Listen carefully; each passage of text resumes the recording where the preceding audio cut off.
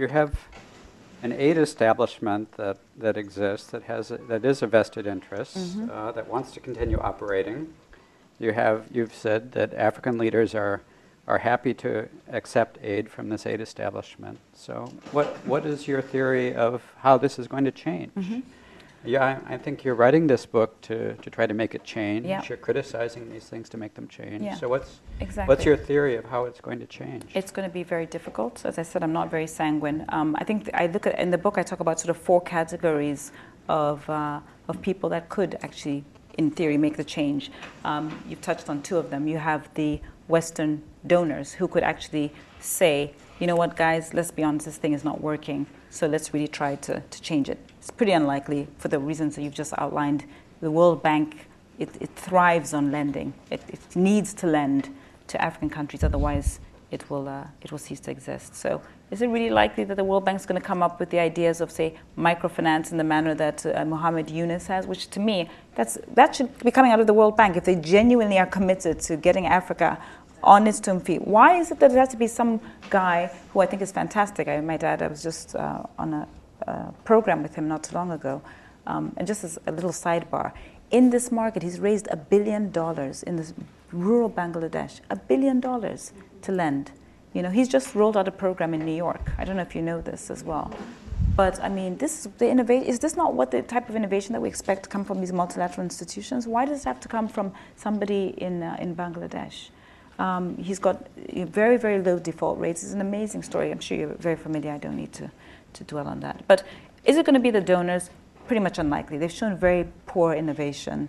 Bill and I have both spent time at the World Bank. We know what it's like. It's a great place to earn a great salary and so on, but it's not a place for innovation. African leadership. There have been some African leaders that have taken the plunge. We've talked about South Africa and Botswana. I find Rwanda, again, really amazing. Here's a country that really, if it really, really wanted, President Kagame can take a completely different stance. He could completely guilt-trip the world. He could stand on the podium and say, you know what, guys, you forgot us. We have 1 million people who were killed, 3 million people displaced. You owe us money. We're in a desperate situation. I couldn't understand why this guy, who really could take this easy road, is standing there and saying, I don't want any more aid. This is not helping my society. So there is hope that every now and then there might be somebody like Kagame. I have to say, when I left the meeting with him, I felt a bit of sadness that with the sort of finiteness of life, because I knew that at some point, either because of democratic process or because of life, he will pass on. And it's easier to just say, you know what, let's just bring the floodgates of money in and forget, whatever. Let's just get rid of what Kagame's done. But that's kind of the tragedy. I think that there are some pockets of African governments and leadership who are adamant that they will not rely on aid, and those countries have performed incredibly well. It's a risky gamble, and politically, it's quite a choppy idea to pursue, because you don't know how long it's going to take before, if you cut off aid today, how long is it going to take before you can actually stand on your own 2 feet? It might take some time, and during that time, people might be quite impatient. So it is risky, but here we have Kagame as an example. The rest of the continent, I think there are some other countries where there have been some rumblings about it, but again, it's not such an easy thing to implement. So the other 2 categories are the Africans themselves, Africans on the ground. I think one of the problems with the aid models is that it disenfranchises Africans, because African governments spend pretty much all their time courting donors or being harassed by endless streams of NGOs coming in to make sure that conditionalities are signed, or even if they're weak, or getting African governments to do certain things. So the governments really can't be bothered. Again, I touched on the fact that I believe that this is part of the reason we have this big opening where anyone can kind of stand up and say, well, actually, I have a view. I think I need to go to the G20 meetings because Bob Geldof or whoever needs to speak on behalf of the African population. Well, what's happened to the presidency there?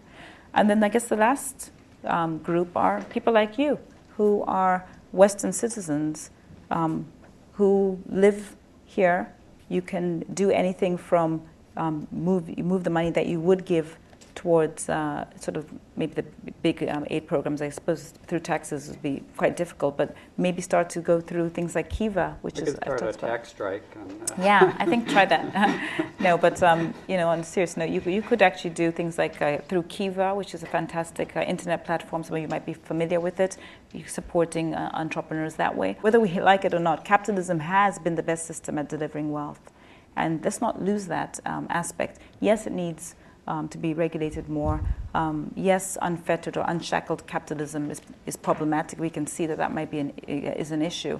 But we're not going to throw out capitalism. I don't think that's what's going to happen. So it's a great time to innovate. Why can we not say the same thing about a model that for 60 years has delivered no results? Why can we not say, you know what, not only is it not working, it's not delivered growth, and it has not alleviated poverty in Africa, but we know what works. So why are we focusing on something that has no evidence anywhere on Earth? There's no country that can say, actually, our ability to generate long-term growth and reduce poverty is all because of aid. There's not such a country on this Earth.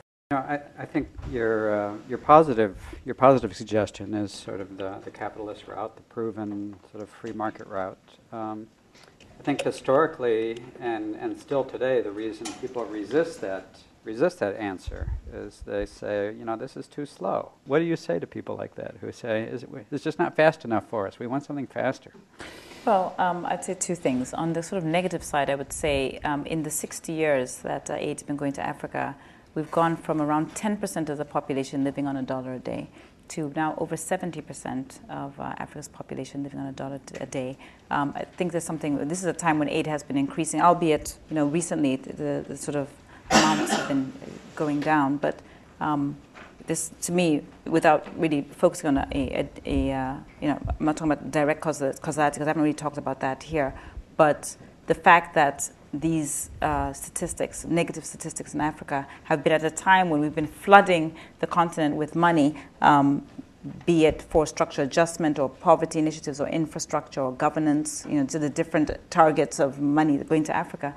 We haven't seen anything positive happen. In fact, we've seen growth rates plummet and we've seen poverty rates rise. So I don't think that we can really point to the aid model. And besides, in the past 10 years, 5-10 years in Africa, when we actually did start to see a new partner coming in, i.e. the Chinese, coming in with a very commercial and business-minded focus in Africa, we did start to see the 7% growth rates that are required for many African countries to meaningfully impact poverty. Now, I should say that obviously the world as a whole was actually growing quite rapidly, and obviously there's a commodity boom and so on.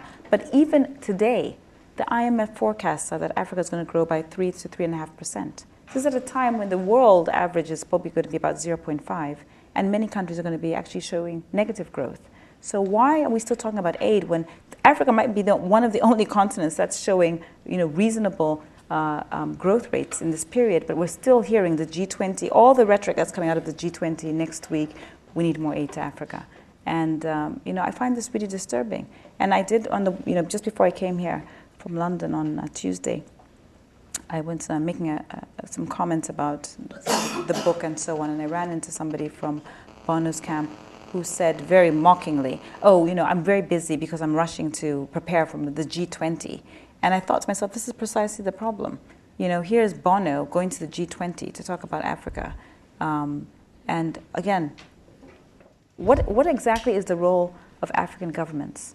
If NGOs and donors provide schooling, healthcare, infrastructure, security, what is it exactly that a government is supposed to do? Because DRC, 17,000 UN troops on the ground, so they don't provide security. Education and healthcare, it's actually abrogated to NGOs. Why are we bothering to vote? Should we not, as Africans, then be voting whether we prefer to have Bono's camp or the Gates Foundation provide healthcare? Maybe that's what because that to me is what democracy essentially is. We want to know, can our governments provide certain public goods? So, these are the issues I would like to debate.